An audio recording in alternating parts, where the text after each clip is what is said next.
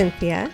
And I'm Chris. And we're the Hanye family. Okay, we're going to do a little bit more Canadian content for you today because it's the weekend and we love to do this on the weekend to show you guys basically what we're into and what our country has to offer for music, right? Because, you know, a lot of you don't know.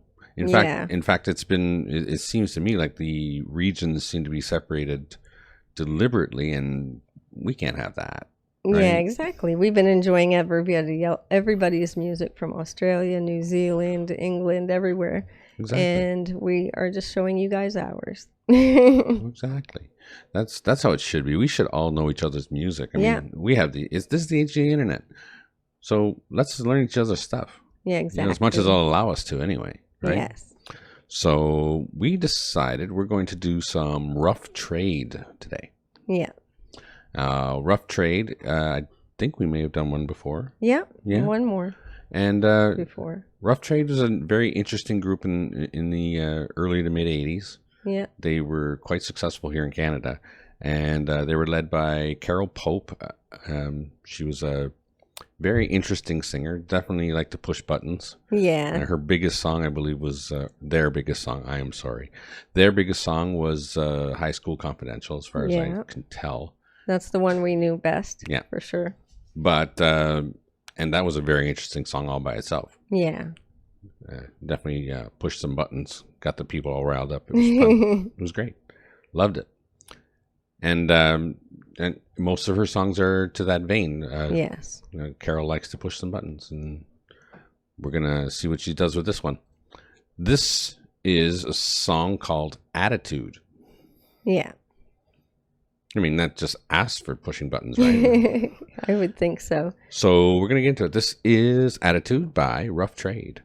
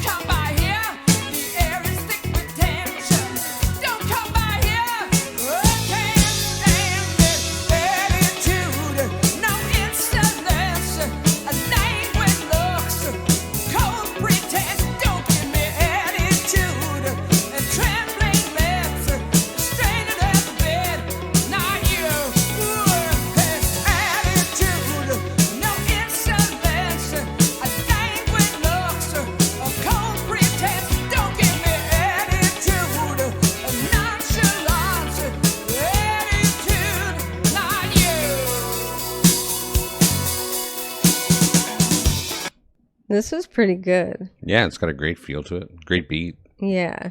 It sounds like a song about having trouble with a certain lover or something.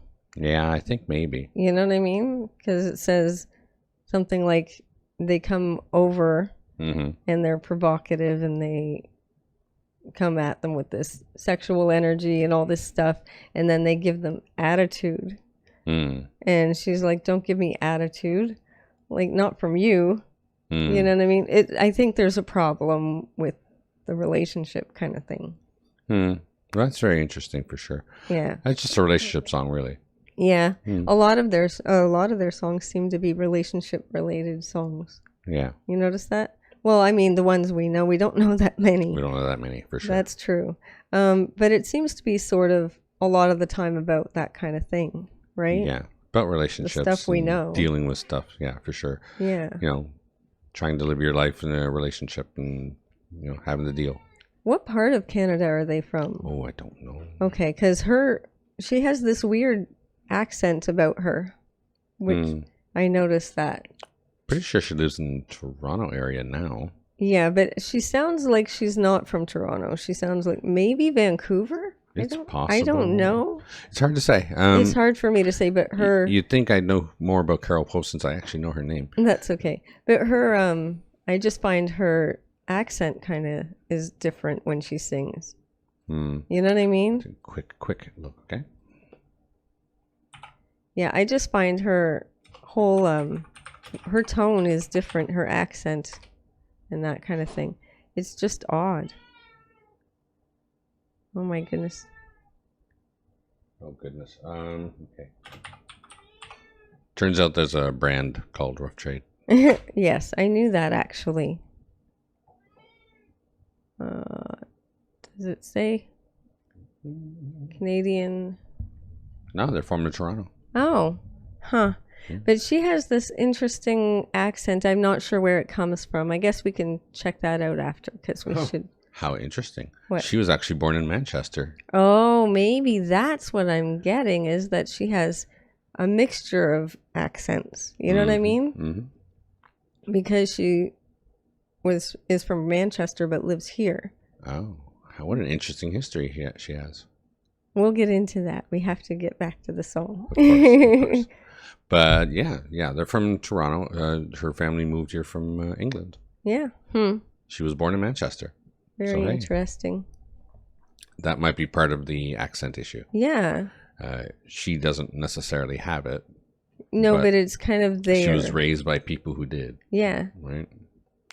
And it comes off in the music. Yeah. All right. Well, that's interesting. Let's finish this.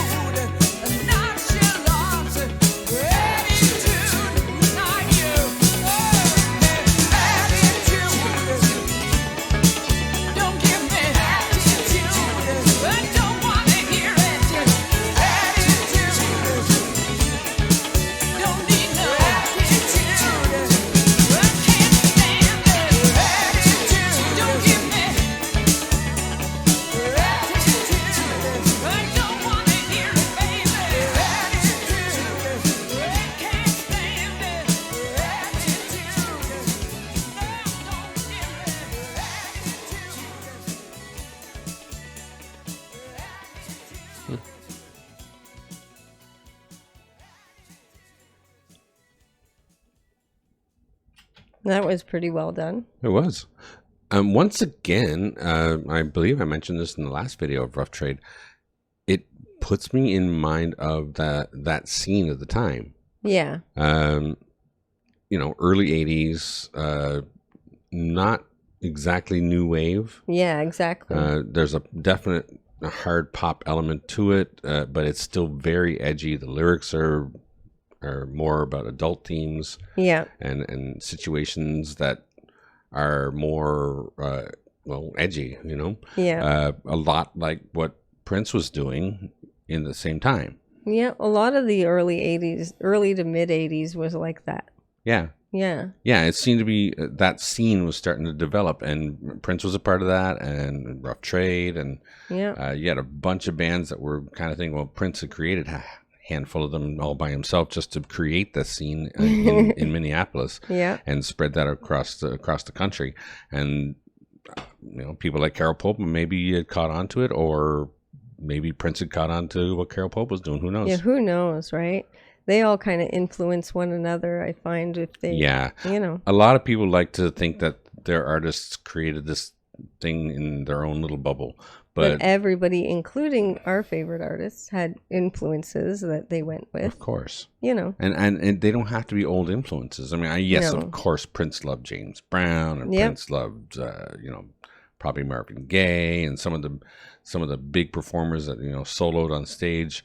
But he was listening around. Yeah, I mean, if he was, everybody listens. If he was touring Canada, if he was touring Canada with his music and came across Carol Pope, I'm sure he'd be interested.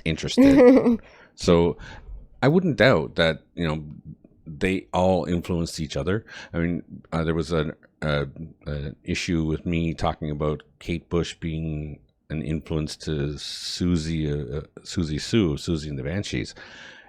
It is possible, you have to admit that it is possible that these artists, even when they're out and being famous, are listening to other music. Yeah, I think they kind of just both liked each other's stuff, really. Yeah. And one would have influenced the other, possibly. Right. And I see that here with Rough Trade. Yeah. Because there's that, whoever created the music for this had to have at least known what was going on around them to try and make it work for you, right? Yeah. But this is a really good one, so I'm glad we checked it out today. Yeah. I hope you guys enjoyed it as well. I thought it was very nice. It was very interesting. It has that nice edge that I like in music. And, that's the kind of music I would have listened to if I had known this existed. It's a shame, really. We miss so much because we're just kids and we don't look around. Yeah. But that's the way it goes, I suppose. But I hope you guys enjoyed that one as much as we did. It was definitely a good one for us. Please don't forget to check us out over on Patreon. It's $3 a month, and we're adding things there all the time. Also, like and subscribe to the channel. Share with your family and friends. Click that notification bell if you don't want to miss a video. And don't forget to enjoy yourself. Later. Later.